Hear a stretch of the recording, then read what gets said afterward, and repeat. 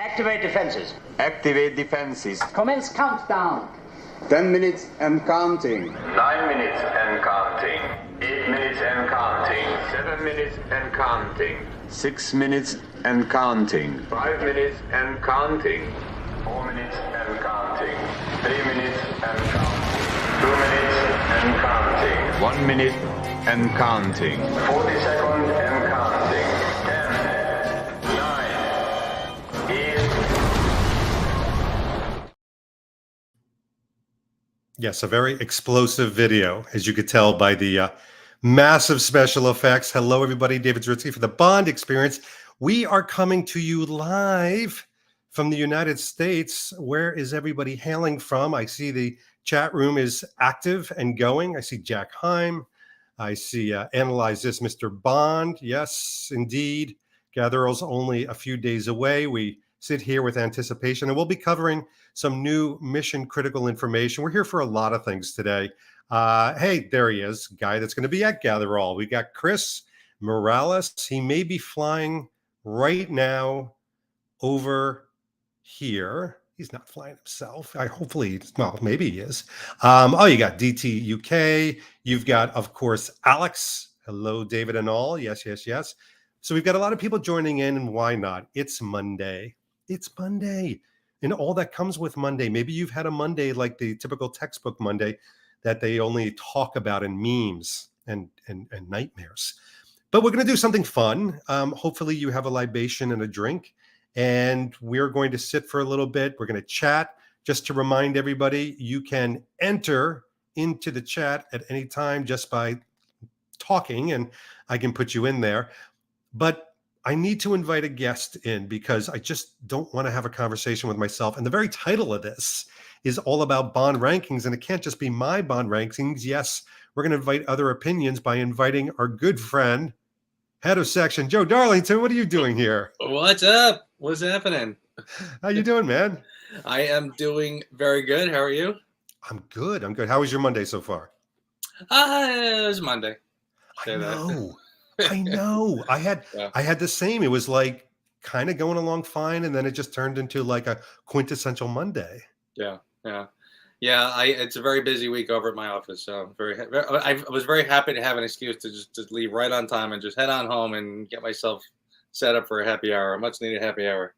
Exactly. And then Saturday we'll have a much needed weekend of Bond friends and big got a little time. something coming, right? Absolutely. Oh my goodness. Are we ready for this? Are we ready for GATHERALL? Well, we are. I am desperate for GATHERALL. I'm there. I'm so ready for GATHERALL. It's so funny too, because we've been talking about this for months. I definitely needed a partner in crime on this one because kind of going bigger and better. People will see what that means. More people. But it's finally here. And I know Joe, even 2 weeks ago, was like, dude, it's only 2 weeks away. And now it's 4 days away, and it's like, holy cow. But I think we're ready. I think so too. I think we're in the home stretch, and frankly, just can't get here fast enough. No. Now, I wanted to sort of do this happy hour too, because we'll impart some information to you. But Joe, something happened not too long ago where you very innocently, you have a wonderful podcast. Go listen to it, folks. Where you innocently did a ranking. You're like, I'm wondering how I'm feeling about rankings. And you did the rankings. You're like, oh, that's kind of interesting. Whatever, fart around. And maybe I'll post it. What the hell happened? Boy. I mean, that was funny. And honestly, you were the one who sort of said to me, I don't know. I don't remember if I did it Saturday morning or Sunday morning, but it was definitely just a lazy morning on the couch. And I'm thumbing through. And again, we sort of did these a couple of years ago where we sort of did these little rankings, and all of a sudden now it's sort of cropped up again. Everybody was doing it. So I'm like, yeah, why not? I haven't done this in forever. And I'm just sitting there kind of just mindlessly clicking and, yes, no, yes, no, yes, no. And then, I think it was Monday morning that you sent me a text. And I'm like, dude, have you seen like your feed? Have you I'm like, no. And then I saw your video, which was stellar, which was hysterical. I mean, honestly, literally had me rolling that I had to get up and walk down the hallway and find a quiet place because I was cracking up so much. But yeah, everybody just went crazy, and I was sort of just I literally had to sort of look at it and go like, what did I do here? Like, you know, like I kind of had to look at it again and go, what did I like? I mean, because like I said, I mean, when I say I did it, posted it, and really didn't sift through it carefully. I mean, I really didn't. And then all of a sudden, it was like I had to look back and say, what did I do here? Where is everything? Okay, you're right. Well, I don't think so. Here's the reality. Two realities we have to deal with, like just within the first 5 minutes of this. Number one, let's go on record right now at the beginning of this conversation to say that both Joe and I have discussed this, and we love everybody's opinions on rankings, on which bonds you love, which bonds you don't love, because they're all interesting and they're all unique. They're like fingerprints. Yeah. Anybody who leans to the side of saying that we should all have the same opinions and how dare we don't rank the same ones as number one or number 25, they scare me a little bit because they're extremists. They want the world and they want everybody to be exactly like they are. And it's just not realistic. I mean, I love seeing varied stuff. Thus, my video was not to poke fun at Joe. It was more to poke fun at the people that were literally upset. And I think that an aspect of this, Joe, is you don't realize that as one of the number one podcasts, surviving podcasts in the world of James Bond globally, you do have an effect. You do. You have an effect on what people think, do. And so they saw this put out. And I mean, within a short time, you had like 167 comments. Yeah. Yeah. And you're absolutely right. It is kind of, I mean, there's a lot of it that's very flattering.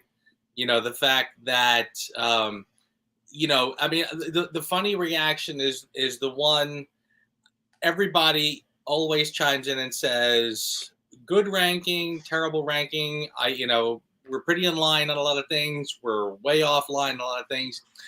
Those are all very part and parcel of this kind of exercise. Yeah. The ones that are funny are the ones that are like, and you call yourself an expert. And as I say, well, I don't. I just, you know, I'm a fan like everybody else.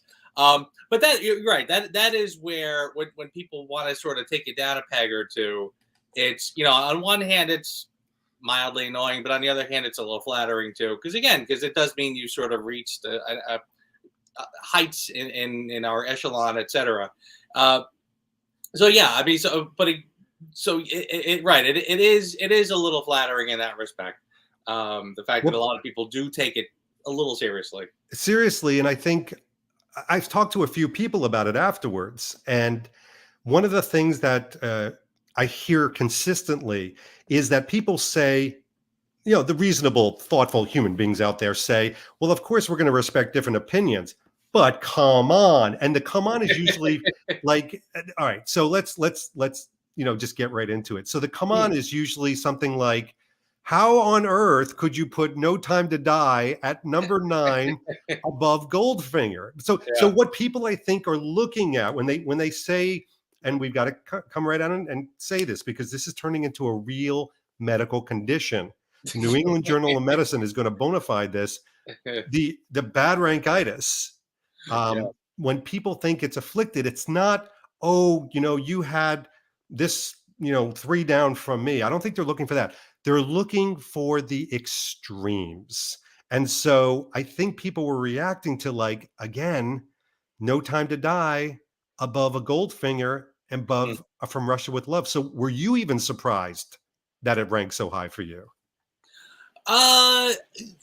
Not really. And I'll tell you why, because honestly, the big takeaway for me is that this is hardly my definitive list.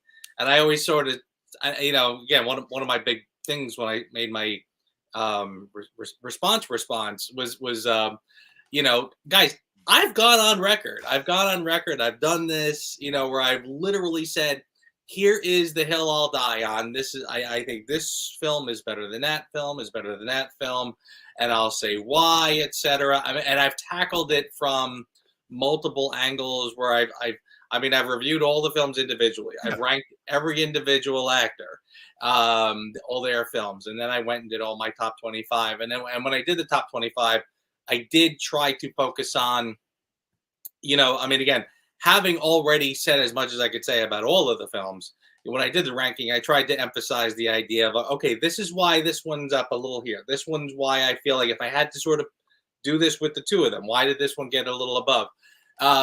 So again, I was sort of like, that's the if you want to go after my ranking, go after that one, please, because I did think about that one. This one, on the other hand, and you touched on this as well, is when you did your review recently of From Russia with Love, you nailed it perfectly when you said, this is not the popcorn chomping, pizza ordering, beer drinking movie that you could just pop on in the middle. So what? You just sit down and watch whatever scene you're at. Right.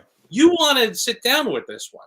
You want to pour a whiskey and you want to sit down and savor this one from the beginning, all the way to the end. It's the kind of movie where if you have a friend who hasn't seen it yet, you want to sit them down and introduce them to this film.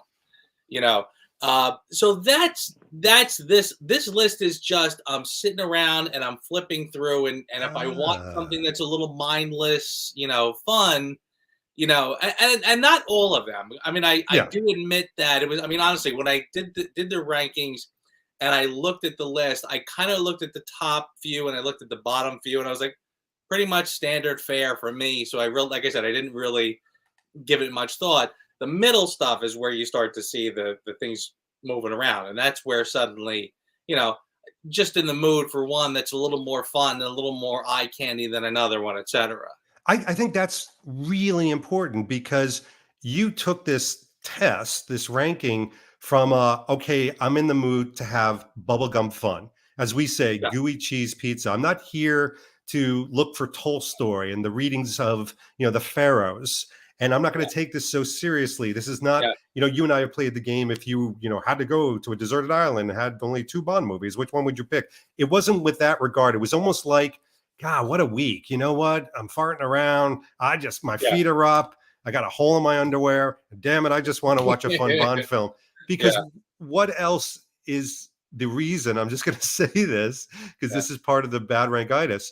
A View to a Kill, number 11, which I know how much adoration you have, but even that is above From Russia with Love and Goldeneye and Live and Let Die. And Quantum of Solace, let's put aside because we'll get into my weirdness.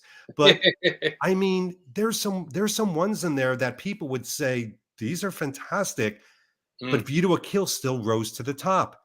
Surprising or no? That was purposeful. I think that one, I would even go as far as to say that I've had a little bit of a, I don't want to get too carried away and say Renaissance, complete renaissance with this one. But honestly, I think there's probably a few things happening. First of all, again, if you go back to my more critical analysis where I did my ranking and really thought it through, View to a Kill is in it's in my bottom 10. I forget exactly where about, but it did make my bottom chunk. Okay. Because I do sort of have to look at that one and say, look, these filmmakers were just here for fun that day. So I can't rank this as high as the Fab Four, the first Connerys. I can't rank it as high as some of the others. On the other hand, I have always made the comment that I think like A View to a Kill, like if you compared it to something like Diamonds Are Forever, like Diamonds Are Forever is there just for fun. Yeah. But I feel like the jokes land better in A View to a Kill. And it could simply be my age. I mean, this is 1985. I'm kind of really starting to get into James Bond. I'm 15 years old when this film is out. So it's that 80s humor that I sort of enjoy. It's the 80s action film, the way they made films back then. There's just sort of a ring to it that I can really sort of adopt as my own. You know what I mean? It's like you play this one like again every once in a while. You drive it in the car. You just want to play the 80s tunes. I mean, I know there's other things that are a little better musically, but I just want this is kind of that for me. It's kind of just... So this isn't a nostalgic approach, because you even just said, which I want to hone in on, you said it's really hard to push A View to a Kill next to the Fab Five Connerys, if you will. You've Yeah. got some of the best ones in there, like people would say from Russia with Love. Some people would say was their number one. Goldfinger, some people would say is their number one. Yeah. It's under View to a Kill. So maybe this was a moment where you were not only looking for fun and bubblegum, but you were feeling a bit nostalgic and said, something, Yeah. sometimes you want to watch a Phantom Menace. Who knows? Kinda, yeah, exactly. Honestly, and sometimes when I think about A View to a Kill, I'm not thinking about like maybe Stacey Sutton, or I'm not thinking about the story plot holes or anything like that. John Barry's score all of a sudden starts playing in my mind, and I'm like, Oh, yeah. okay, I'm like, I'm kind of in the mood for this.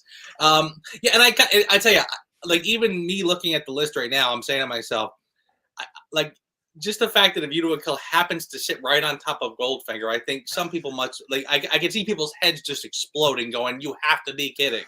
Right? I mean, it was almost like I wish Goldfinger and A View to a Kill were nowhere near each other, so that nobody could actually see that. That's it. It's the visual. But I will Yeah. tell you this: there's a lot of chat in the chat where people are giving you a lot of deferential nods. Like some people are going, "Well, that's fine, but look how high Tomorrow Never Dies is." They're so happy that Tomorrow Never Dies is so high. Did Tomorrow Never Dies always sit so high?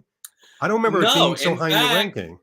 In fact, it was always under The World Is Not Enough. So I even look at that and I'm a little surprised. But I think you and I have talked about it. I think, Tomorrow Never Dies does have a lot of rewatchability. It is kind of... And it's fun. It is a fun one. You know what I mean? Like, The World Is Not Enough, I'll put a little higher for a lot of reasons. I think the plot with the oil is a little more... what's the word I'm looking for? A little more real. I mean, it's a little contemporary. Yep. I can get it. But yeah, Tomorrow Never Dies just does have a lot of really fun eye candy sort of moments in it. And some days you're just in the mood for it.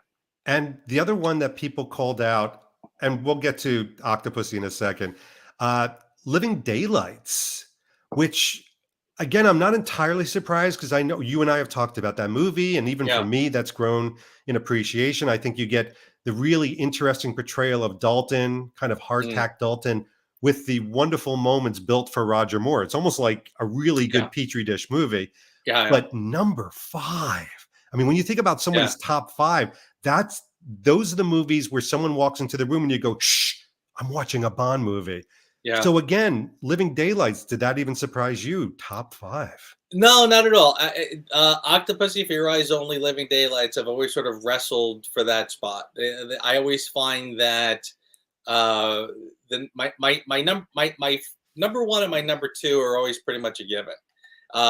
But those 3 tend to sort of wrestle, for the third spot. And that could just be depending on my mood. In fact, I'm pretty sure that Living Daylights is even higher on my official ranking. So, wow. Yeah, in fact, that might even be 4. I'm pretty sure Octopussy keeps number 3. So yeah, no, that doesn't surprise me at all. Like I said, I mean, honestly, in fact, it's funny. Ironically, I look at this list and I even say to myself, I should really do this again. Ironically, because I'm saying to myself, like I said, if I look at my top 5 and my bottom 5, those are the ones that I kind of, as I'm clicking through, I'm going, yeah, no, I know that one goes at the bottom. Oh, I know that one goes at the top. I really would love to just kind of shut my brain off a little for once and just sort of say, what do I feel like right this second? You know what I mean? Yeah. Oh, I totally get it. So there's a couple of questions that I'll throw out to you because I think I was wondering also, when you take a look at this from a theme standpoint, if I played psychiatrist, because what you're asking everybody to do is you're basically claiming insanity and throwing yourself on the mercy of the court by saying you want a gooey pizza and nostalgia. Yeah. But I actually see in your top 5 a lot of consistency. You've got slightly seriousness. You've got a little bit of devastating trauma in a lot of these, a little bit more hard hitting with almost like hints of humor, but not full on bang. Yeah. Like, so, and good story and really good story. Like you can't argue that those have really good stories. So, I mean, did you look for any of that? Like what is the consistent factor in your top 5? Oh yeah, big time. I think that usually my top 10 films are probably the most Fleming-esque. And I know a lot of people will probably look at a couple of these and be like, "Are you sure about that?" Yeah, no, I honestly easily, like, if you get down to like number 7, I mean, you're talking about very, very, uh, very authentic Fleming stories. Yeah. That they stayed pretty close to the stories, etc., the close to the moods, etc. But yeah, well, I think all of them. I kind of feel like, if there's a little bit of a gut punch, if there's a little bit of, a personal investment when you're watching the stories, yeah, those are the ones that tend to float to the top for sure. The middle tier, again, the middle tier for me always sort of, that's where there's a little bit of moving around, because now you're just talking about movies that are fun, well done, and popcorn movies, good popcorn movies, Right. but popcorn movies. So, Joe, why do you think? Here we go. Here's the big psychology question. You better take a sip. Why do you think people get so emotional about the James Bond movie ranking lists? I mean, normal people that we've known and loved suddenly had claws out. Why do you think there's a defensive-ness on this? Boy, that's a great question. I mean, I don't know. I mean, I guess I have a couple possible ideas.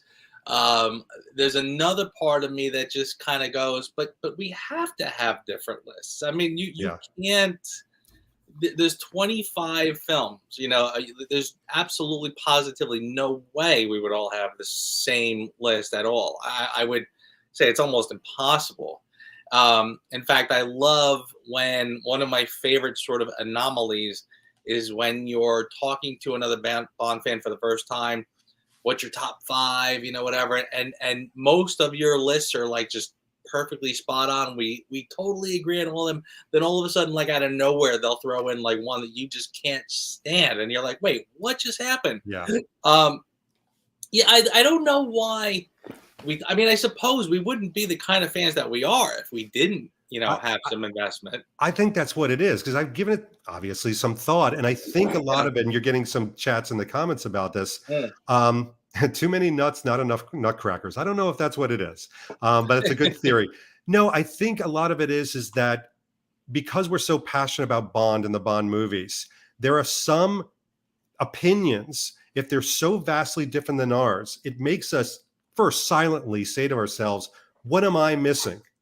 And there is a little bit of ego to that, of like, did I miss a trick? Like, you've always gone on about Octopus, and I've ranked it very low. And then I went back, and my son told me to go back to it, and I went back and I saw so much. Didn't go flying up the ladder, but it went up high enough because I felt like I was missing out. Some people can't deal with that. Or people need to say, no, there's a right and a wrong. Yeah. And that's the whole joke. I hope everybody got this, of badrankitis. The reason it doesn't exist as a real disease is because it's wrong to you. So if you're claiming somebody has badrankitis, it's a little bit like the witch trials. There is no witch, allegedly. Right. Well, it's interesting. There's a lot of, I noticed one of the things I sort of pick up on is that people tend to get very upset when you rank things too low. Like you're picking on certain movies, to which I go, but if you're going to rank your movie, something has to be at the bottom. Like for everything that you think should be higher, you'd have to move something else underneath. So they can't just all be spectacular and wonderful and perfect, etc. But and a lot of people are saying it too. We absolutely positively have very personal feelings about these films. I mean, some of them really do hit us on the gut level. Yeah. So we do tend to get a little defensive, I'm sure, and I think there's really nothing wrong with that. I mean, there are some of these films that I absolutely, some of them are just like times and places in your life that you saw them and it just hit you a certain way. Some of them, there's things in the story that really sort of ring true for you. and some of it is all of that combined, put together And into it one changes. perfect cocktail. It changes over time with you as a person. Like I will tell you, From Russia with Love. Well, let me put my mouth where my mouth is. Let me put my screw it.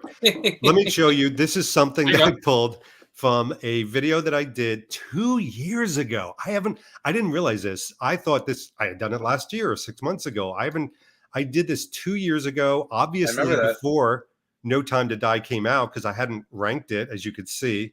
Maybe I could do that on the fly today. But hey, chat room and Joe, feel free to look at this and blast away. But the reality is that if I looked at this, if you notice on here, there are some on here that would definitely go up the rankings right now for me. I mean, they just would, just because they've gotten better. Like, for example, I probably would put From Russia with Love above Thunderball now. Okay. I really think it's that good. Why? Yeah. Because time, because better appreciation of it. I watched it, and you said this, Joe.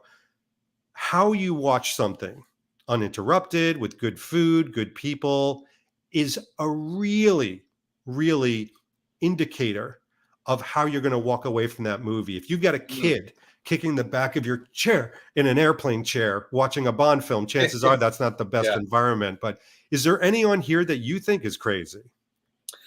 There's a couple, but hey, I mean, the whole point is that there's nothing crazy. And it's funny, before I go on, I mean, honestly, you're hitting it on the head. And, at the end of the day, also, we do this sort of wrestling match where, I mean, other people have said this before, so this is not exactly an insight, but like The Godfather. Yeah. You might very well say it's the greatest movie of all time. Doesn't mean I want to sit and watch it all the time. I mean, there's a difference between something I'm in the mood for, as opposed to something that I know empirically is a good film. And sometimes as we rank these films, as we comment on them, we're kind of playing a balancing act where we're trying to do both at the same time. I think For Your Eyes Only is way too low. I think Octopussy is way too low, and I think you would even sort of agree with that. I would move Octopussy up now. I would. Yes. I would move a couple up. Yeah, and again, it would be hard to say, well, then which one comes down? But I mean, but to your point, From Russia with Love, like, would I move that above Thunderball? Probably not, only because, and again, getting back to what I was saying before, From Russia with Love might very well empirically be a better film. It really is kind of just, it's got that raw intrigue, that we kind of admire in our spy films. On the other hand, when I'm watching Thunderball, I just kind of like seeing Bond sitting around the side of a pool trying to seduce a woman with conch chowder. It just something. It is the Bond vacation movie. It's the perfect one. Oh yeah, absolutely. I mean, honestly, it's one of those films that makes you say, that's why I want to be more like James Bond, because I want to chill out in the Bahamas and just do like him. But it's conversations like that I'm just going to say it, because I'd love to be like, I'm 100% my own man. And we're all influenced by people, and I'm very influenced by my good friends, like Joe, who's one of my best friends. And I would say today, 2 years later, as I looked at this list, when I put it up in the up here, I would move Octopussy up, and I would move Living Daylights up, because I've done a whole, as you know, retrospect on Timmy D, and I have a new appreciation for him. Certainly a new appreciation for that film. What I would probably move down is probably Spectre. Believe it or not, Goldfinger might go down a little bit too, just because I really like it, and it's a steady film, but it doesn't create any kind of enthusiasm or excitement in me anymore, which is strange. Yeah. But yeah, I think there would be a little bit of movement in this. And again, Goldfinger, that's a touchy one. A lot of people, that's the one that's kind of the third rail for a lot of Bond fans. And it's almost sacrilegious to pick on Goldfinger, to which, again, I will say, I absolutely positively respect it for what it did. It did some incredible things. It could very well be one of the reasons why we're still talking about James Bond today. Yeah. But compared with the rest of the canon, it to me, it's I don't know if it's the first one I'm going to grab. I mean, it's a fine film. You know, it's something that belongs in the archives. I mean, Yeah, again, of we course. owe a lot to Goldfinger, but in terms of being the most exciting, the most, yeah, not always. You know. Yeah. Well, one of the things I want to kind of highlight this for a second. I had it up before. Alex says Thunderbolt's not a better film than From Russia with Love, but it's better to me for personal reasons. So There you there's go. a lot, like Tim Hans has said. Quantum of Solace is way too high on Zaritsky's list, though. And Tim, I respect you for saying that, but the reason it is high on my list is for personal reasons. Like it Mm, was the first premiere that I went to. Joe and I experienced it together. You know, mm. we did a prop thing. We had all these wonderful experiences around it. I look back on it and I've become quasi poster child. Like, you know, Joe's become the Octopussy poster child, and Mark O'Connell's become the View to a Kill poster child. And you know, we're defending against the bullies, the Bond Mm. community, you know, yard bullies, if you will. And because of that, like we're really passionate about these. And I mean, I wonder if that's part of it, is the defensiveness of Mm. certain films may cause us to rank it higher. What do you think, Joe? Oh yeah, I absolutely think so. I think that, I mean, there's films that, well, first of all, you know, like you said, I think our lists will always be in flux, and if they're not, you really have to ask yourself honestly, well, why is that? You know, I think after years and years of sort of debating and going through and watching all the films, yeah, you could settle on, you know, I'm pretty sure I know more or less how my list is generally gonna go.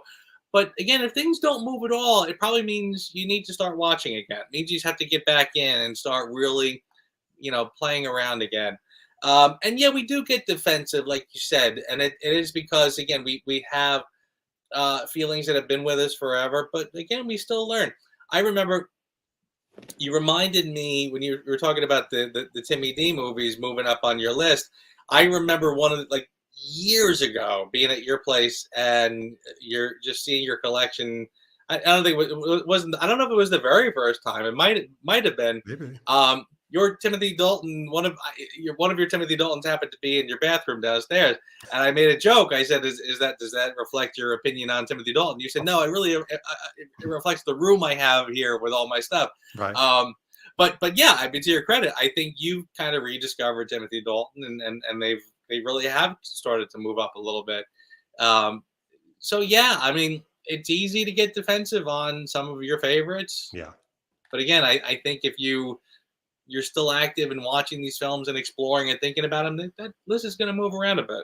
So let's check this out. So what I did was I put them kind of side by side, and I will admit, I think no matter what, if it was David Zaritsky who had posted that Saturday morning instead of Joe Darlington, and I posted this list, my list, instead of your list, I'd probably still be getting guff, and then Joe Mm. Darlington would have to make a video about donating to the badrankitis. But This so I is mean, true. I think everybody's going to go under some scrutiny. Now, here's what I would say: as much as we started the first few minutes saying, "Hey, everybody's opinion matters," I'm going to just go out on a limb and say I kind of like the brittleness that the Bond community has in Mm, being passionate about this. Like, would we look at this? We've got a whole happy hour with, you know, a few hundred people watching this and mm. sharing their top five. So, do we want them to be more neutral and kumbaya, or do we want them to be like putting a stake in the ground, Joe? Yeah. No, I know you make a great point. I think if we weren't a little prickly, you know, if we all just sort of said, "Yeah, it's fine, cool, moving on," then well, that's, you don't really have a lot of passion for this, then, do you? So yeah, no, I 100%. I think the fact that we do get so riled up at some of these things says a lot about just how much passion we have for this franchise and the community, etc. So yeah, I completely, I'm with you there.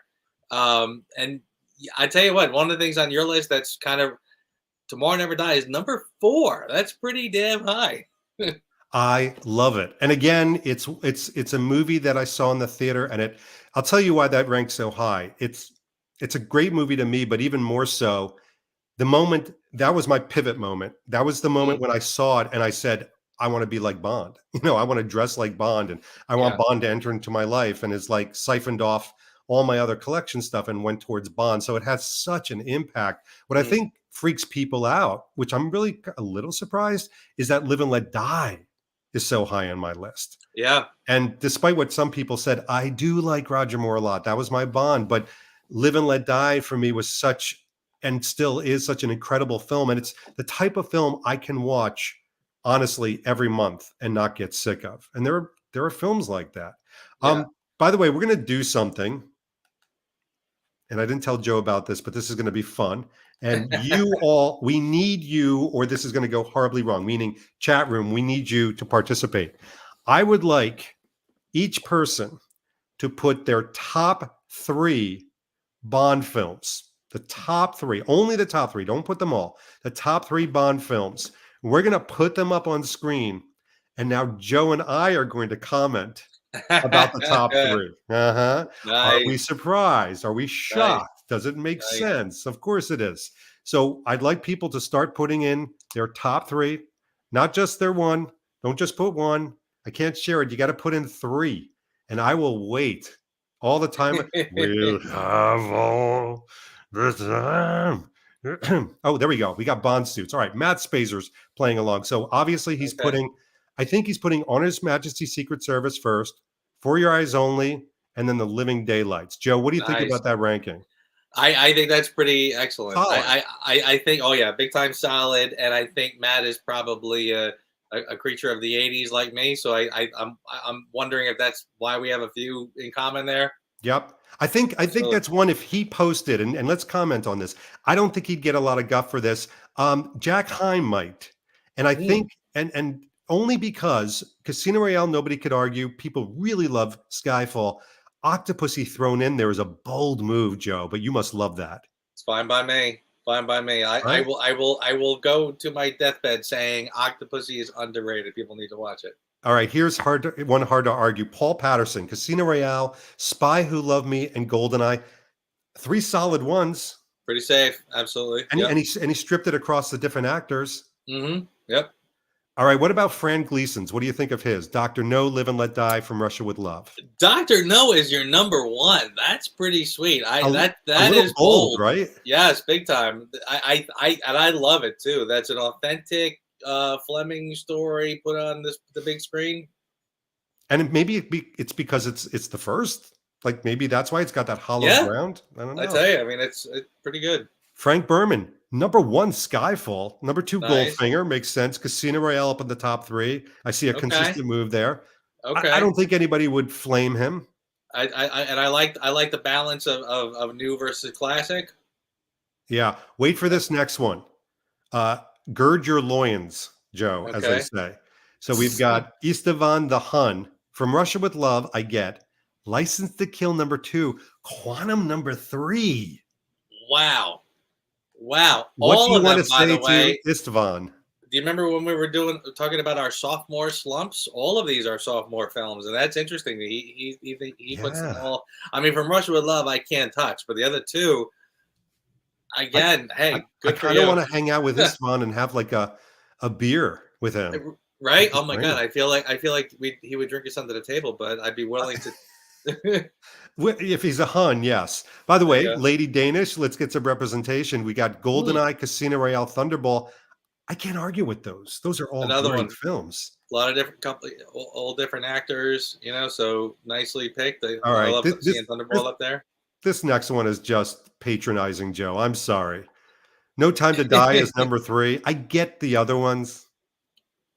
I tell you what, after we do this, we have to go back to your list because I have a question for you. But All right, we'll save that towards the end. yeah, I like it. All right, so here we go. We've got Roy, GoldenEye, The Living Daylights, and Nice. On His Majesty's. Wow. So we That's a like nice all one. 3 of those, right? Absolutely. Yep. All right, so Tom has Live and Let Die, Dr. No, and Skyfall. What do you think? Another interesting one. Dr. No again, very high. Live and Let Die, very high. That's a little bold. I'll say that. Yeah. Here's one that we haven't seen typically. Agent 00 ASMR, Casino Royale, Living Daylights. And For Your Eyes Only Nice. in the top 3. Nice. I like Living Daylight's getting a lot of representation in some of these top 3s. Very nice. I totally agree. It's an underappreciated film. All right, we got SAS, Training Gear, Goldfinger, Casino Royale, Skyfall, all defensible. Yeah. Another very safe. You can't. You can't argue with those. Now I just feel like this one is just, again, people are just kissing up to Joe. You don't need to. Joe will like you without kissing up. But look at this. We've got GoldenEye, Casino Royale, and then Octopussy in the top 3. He knows, man. Some people just understand that Octopussy is just that good. Casino was spectacular. GoldenEye is the one I always get a lot of flack for because I don't have it that high on my list. But is there a reason you don't have GoldenEye higher? Just that I feel it's a little safe. It's greatest hits. You know, I mean, solid film, but. All right, Alex, this is very interesting. Casino Royale, spelled incorrectly. Thunderbolt, spelled incorrectly. From Russia with Love, the only real Bond film in his top 3. The other ones are like parodies or porn versions, I guess. I don't know what's going on. No, of course, those are good films. The speech to text is always murder on the Bond titles. He's on his phone right now on some sort of skidoo. Yeah. Charles Johnson is top 3 is Russia with Love, Live and Let Die, Living Daylights. Well, Living Daylights, that's kind of bold. Very nice. Love it. Column's got some good ones. Again, these are ones where people would not be tarred and feathered. Yeah. People, I mean, I think all of those are good. Honor Majesties is another one. Glad to see that one so high up. Yep. Sketchbook. We're getting a lot of love for Octopussy and Living Daylights. Have you noticed that today? I tell you. And again, I tend to catch a lot of flack for Octopussy, and I always say, like, well, I mean, won't get too deep into it, but I a lot of people like really just don't like that one, seeing it too high on the list. But I'm like, yeah. But who are the people that lambasted you? Because most of these people are voting like Joe Darlington. I tell you, well, these are the core people. They understand, and they know what makes Bond work. Who are these people? Well, one of these people is Ray from the Bond Armory. Ray, Casino Royale, Thunderball, and License to Kill, top 3. I know. Ray's got a soft spot for License. Wait, but why? Is it because it has a lot of weapons in it? I think so. I think he finds it to be one of the more edgy Bond films, which I will give him. You know, I'll concede. I refute it. No, it's fine. Mr. Schlotsky, Casino Royale, Thunderball, and GoldenEye. Safe, absolutely. Safe. Perfect. Yep. That's a great way to put it. Safe. You're not going to be run out of town on fire. Lee Henderson, number 1, Octopussy. Nice. And this guy's coming to GATHERALL, so I think you need to buy Lee a drink. And the world has done enough. I like seeing that one pretty high. I think that's the first time we've seen that one so far in all these top 3s. Amy, I'm just going to choose you, even though you only picked one because of some gender representation here. But Dr. No, number 1. We got another Dr. No, number 1. We've got Horev, who's flying right now. Don't take your hands off the wheel, please. From Russia with Love, Casino Royale. Yeah, those are all good. That's a pretty impressive list. The phone. That's pretty sweet. Yeah. Joe. Uh-oh. You better tell Mary you're not going to make it home tonight. Look at this one from Chris Robinson. Quantum in the top 3. Wow. Okay. What is it about? All right. I like how it's funny how it comes right after Casino, so you have to wonder if he's sort of. Oh. We've always sort of made that comment that they pair nicely. Maybe for him, those are just 2 films right there. Could be. Yep. All right. I think here's another one that I feel follows the Joe Darlington School of Dance. Mm-hmm. With Octopussy in the top 3. Where was Octopussy for you again, Joe? I think it's my number 3. Yeah. Yeah, there you go. Number 3. Yep. By the way, I do think it's very interesting. If you look at these 2 lists, number 9 on yours was No Time to Die, and number 9 on mine was Quantum of Solace. Well, if you notice on your list, No Time to Die doesn't actually get a slot. So now, after however long we have to ask you, where would that sit now? Oh dear me. I would probably put No Time to Die between Diamonds Are Forever and Moonraker. Ooh, really? Yes. Wow. Is that lower than you thought? That's pretty low, yeah. I would have thought it'd be kind of like mid-range. I think Moonraker is better than No Time to Die. So you think Spectre is better than No Time to Die? Oh, yes. Yeah. Oh, yes. I do. You know why? Okay. Why is that? He doesn't die at the end of Spectre. He You know, didn't have a other things do baby happen in that at movie. the end of Spectre. Yeah, well, okay. He's not cutting apples at the end of Spectre. Touche, my friend. All I'm saying. All right, we got a couple more. We've got 100 more. Casino Royale, Dr. No from Russia with Love. I think Nice. safe, right? Love it. Yep. Joe is going to be at GATHERALL, by the way. He's looking forward to it. Mm-hmm. He's got, I think those are good, solid ones. What do you think? You'd watch all those. Oh, yeah. Tomorrow Never Die, nice and high for you. That's a good one. I think it's. I'm liking that. I may have to buy nice. him a drink. Yep. Dan Gemma, GoldenEye Casino Royale from Russia with Love. What do you think? Solid. Very solid. Yep. Mastroya, Casino, Thunderball for Your Eyes Only. Nice. Very solid. good. Mm-hmm. Oh, we got a little Spy Who Loved Me. You know, I'm surprised we haven't seen more. And that's Great Wuta, who, by the way, hates Diamonds Are Forever. Like would eradicate it from the library, I think, if can't it say could. blame me there. Yeah, we actually, again, for, The Spy Who Loved Me tends to be one of those that a lot of people tout, and so you can't have that one too low. But I haven't seen it on a lot of these top threes. I know.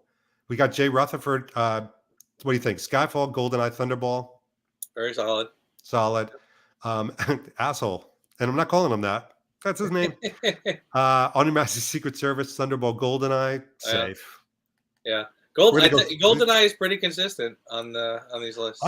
I'm seeing more Skyfalls than I thought, and maybe slightly more from Russia with Loves. I mean, Analyze This, S. Trigo, Eva, has From Russia with Love.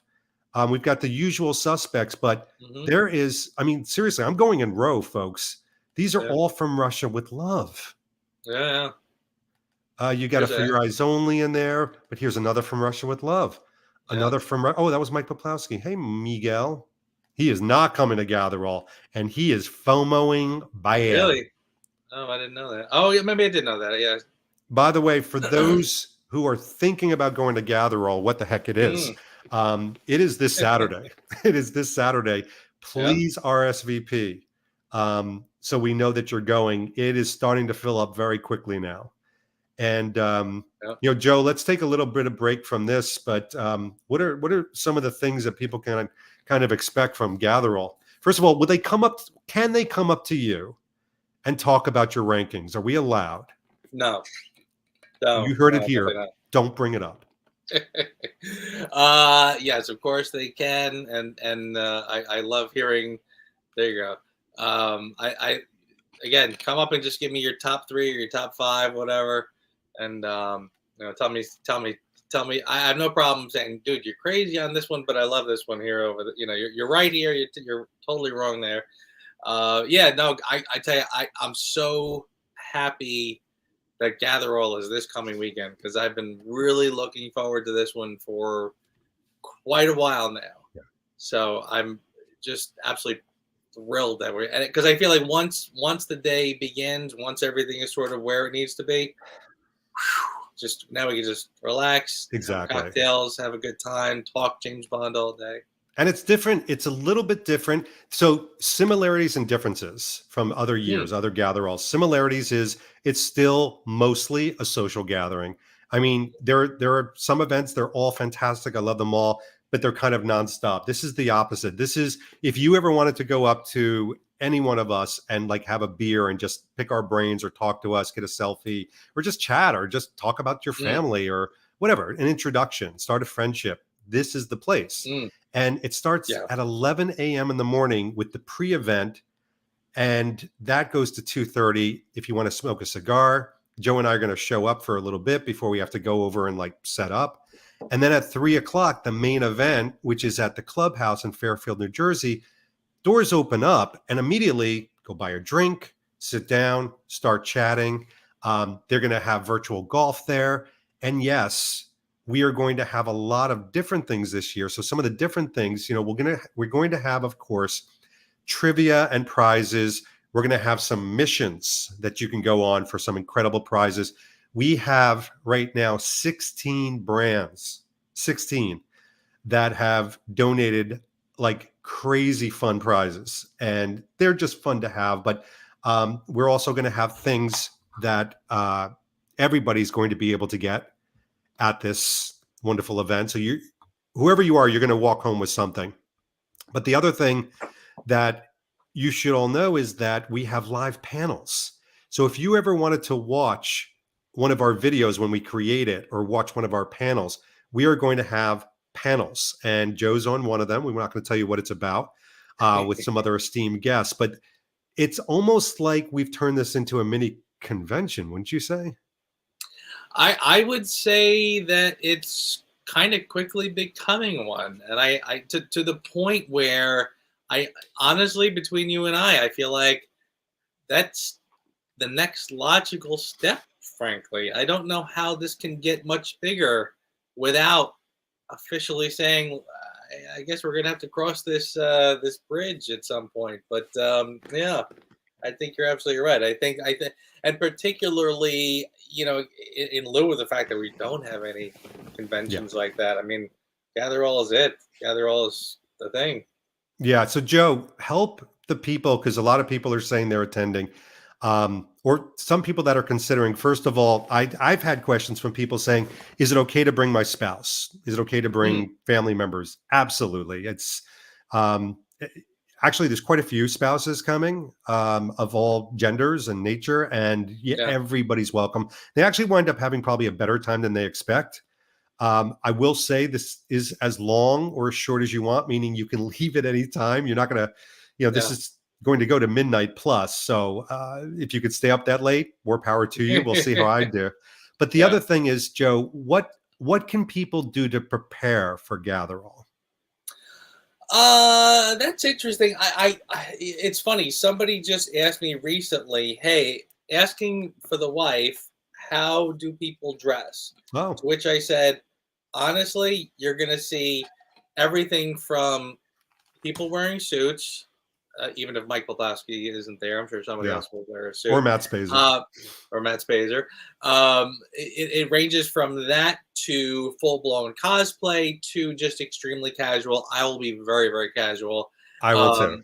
So, yeah, I mean, it's kind of however you want to show up, just feel free to show up. Yeah. No gowns. I can't think. Yeah. I mean, unless you want to. I mean, honestly, that's true. You go crazy. If you want to go crazy, go crazy. If you want to just shorts in a short sleeve shirt, it's summer, go crazy. Absolutely. Honestly, like there really isn't much people need to do that I can think of. I mean, just bring yourself and be prepared to have fun and be prepared to meet people and have interesting conversations. Yeah, and the two things Joe's smack on. I mean, first of all, everybody's like, "What are you dressing in? What's a dress code?"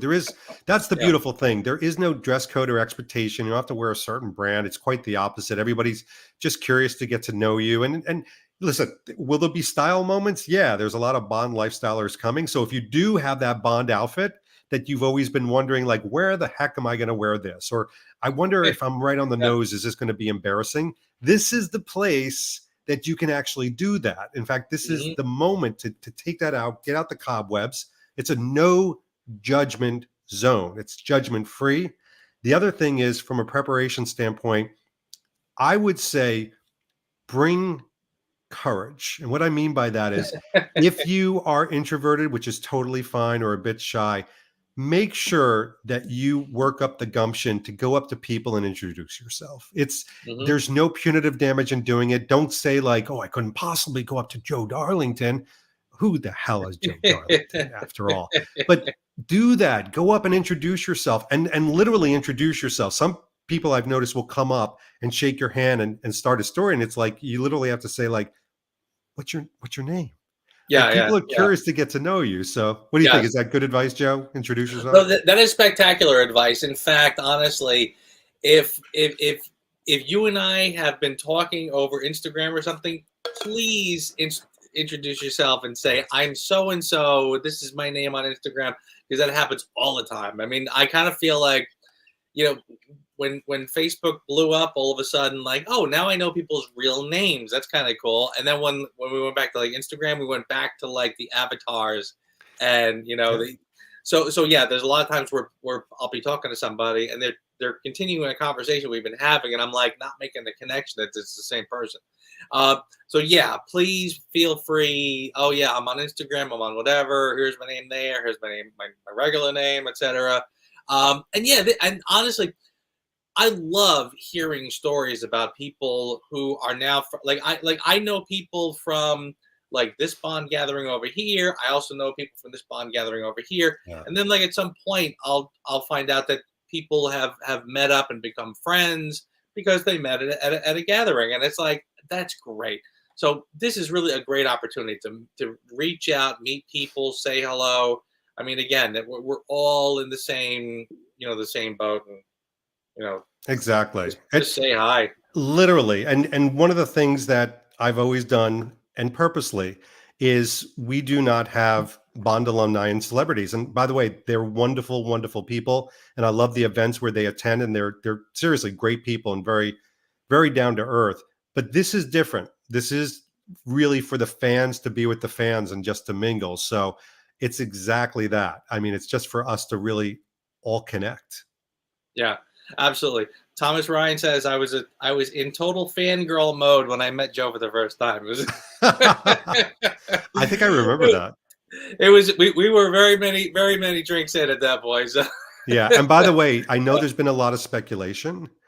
I will announce right now 100% that Aaron Taylor Johnson is not going to announce that he is Bond at GATHERALL 4.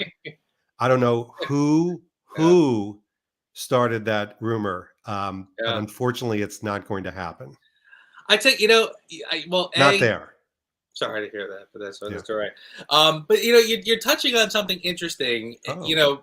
I feel like kind of getting back to what I said from we're GATHERALL has you and I have tried very hard to keep GATHERALL a very casual get together, where even though it's grown pretty big, even though we're looking for venues to host these gatherings, we've tried to make it very clear that we're not doing a convention. We're not doing something where we want people to pay and buy tickets or whatever else. We want to keep it just, hey, we're going to be here. If you want to come, grab a drink, hang out, chit chat all day. That's what we're here for. That's all it is. With that in mind, maybe GATHERALL will start becoming something a little bigger with people and names and things like that. I don't know. I feel like you know something that I don't like. Is Aaron Taylor Johnson coming to announce his Bond candidacy? At this point, we don't know. Just saying. It would be amazing. All right. Well, listen, my friend. Happy hour is at a close. And alas, we have done happy hour. Plenty of people still on. I appreciate everybody coming on. Joe, first of all, thank you for coming on. And first of all, I won't say clearing the air, because there was no air to clear. But the fact that you can talk about this with a smile on your face and some laughter says a lot about you. Oh yeah, absolutely. It's all in fun. And again, it wouldn't even be a thing if we weren't all very passionate and still very excited about James Bond. It's a wonderful thing when you can say, the filmmakers are tired. We don't know when we're gonna get another James Bond. All of these things are just sort of just in limbo at this point, but we all are still very excited about Bond. So that says a lot. Exactly. And the next time you see our faces, you'll see them live, some of you, at GATHERALL 4 this Saturday. Yep. So can't wait. Go check it out. RSVP is down below. It's not too late to RSVP. Please do. In the meantime, this has been, who are you? Joseph Darlington, being James Bond. Didn't see that coming. And David Zritsky for the Bond Experience. And we will see you all Saturday. Talk to you soon. Bye. Take care.